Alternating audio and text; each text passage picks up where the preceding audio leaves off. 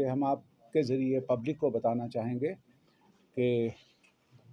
पिछले दिनों से ये जो बर्फ़बारी वगैरह हुई थी, पिछले सालों के मुकाबले में उस पिछले एक्सपीरियंस को देखकर लोगों में भी शायद ये था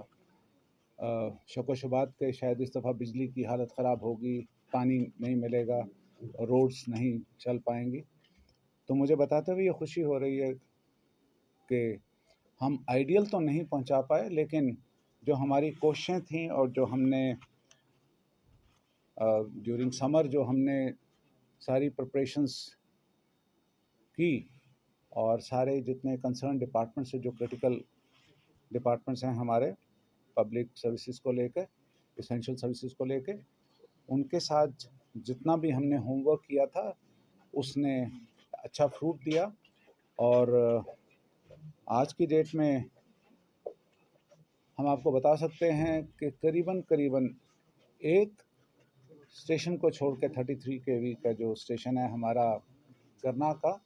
जिसके बारे में भी मैं बताना चाहूँगा कि उसके लिए भी तंगोदों से कोशिश की जा रही है। इस वक्त भी लोग काम पे लगे हुए हैं, 4-4 फीट बर्फ़ में वो काम कर रहे हैं और मुझे यकीन दिलाया गया है कि या तो आज शाम को नहीं तो कल दोपहर तक वहाँ की भी बिजली रिस्टोर हो जाएगी। मैं कॉन्स्टेंटली करना के लोगों के साथ, जो वहाँ के लोकल्स हैं, उनके साथ कांटेक्ट में हूँ।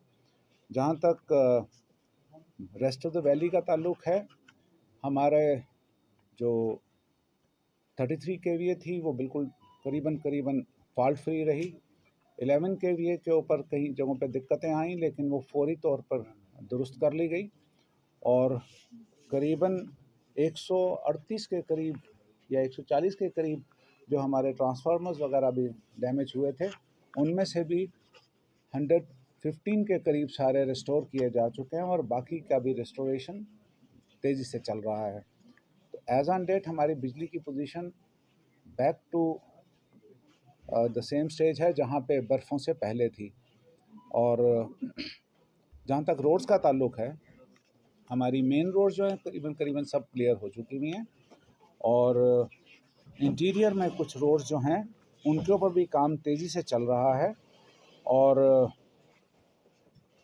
जो हमारी रोड लेंथ थी टोटल 7,627 किलोमीटर पे, जहाँ पे हैवी स्नोफॉल आया था,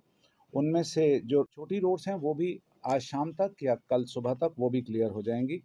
पानी का मैंने चेक करवाया, पानी की कहीं पे कोई प्रॉब्लम नहीं आई है। और जहाँ जहाँ पे भी बिकॉज़ पानी की प्रॉब्लम का डायरेक्ट कनेक्शन होता है बिजली की सप्लाई के साथ, तो चूँकि बिजली की सप्लाई इस दफ़ा इंश्योर की गई और ख़ास तौर पर जो एसेंशियल सर्विसेज वाली जगह थी, तो वहाँ पे हर एक जगह पे करीबन पानी, पीने का पानी साफ़ मुहैया किया जा रहा है। जो इसके अलावा जो मेन मकसद था कश्मीर के टूर का भी और आप लोगों से बात कर आप लोगों के ज़रिए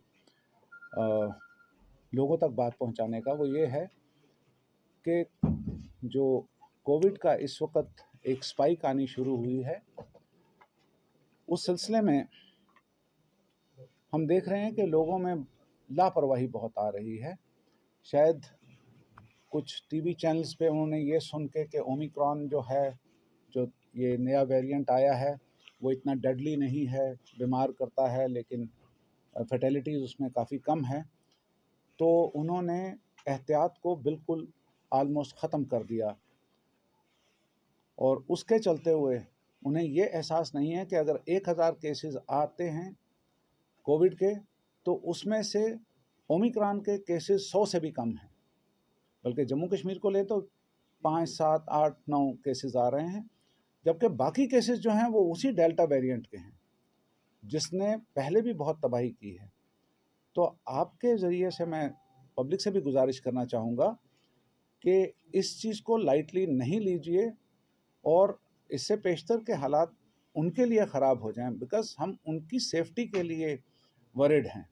और उनकी सेफ्टी तभी हो सकती है जब वो अपनी सेफ्टी खुद करेंगे, अपनी एहतियात खुद बरतेंगे। हम नहीं चाहते किसी तरह से भी कि हम ज़ोर ज़बरदस्ती से पुलिस को इस्तेमाल करें, मजिस्ट्रेसी को इस्तेमाल करें और ज़बरदस्ती लोगों को मास्क पहनवाना शुरू करवाएं या SOP जो कोविड की जो स्टैंडर्ड ऑपरेटिव जो प्रोटोकॉल है उसको ज़बरदस्ती मनवाएं। یہ لوگوں پہ خود منحصر کرتا ہے کہ وہ اگر مسجد میں نماز پڑھنے بھی جاتے ہیں تو کیا اپنی سوشل ڈسٹینسنگ وہ رکھ رہے ہیں یا نہیں رکھ رہے. کیونکہ اگر وہ نہیں رکھتے ہیں اور خدا نخواستہ وہاں پہ کوئی کووڈ افیکٹڈ پیشنٹ کوئی ہے وہاں پہ نمازیوں میں سے, تو وہ وہاں سے وہ انفیکشن لے کے اپنے گھر میں اپنے چھوٹے بچے بڑے بزرگوں تک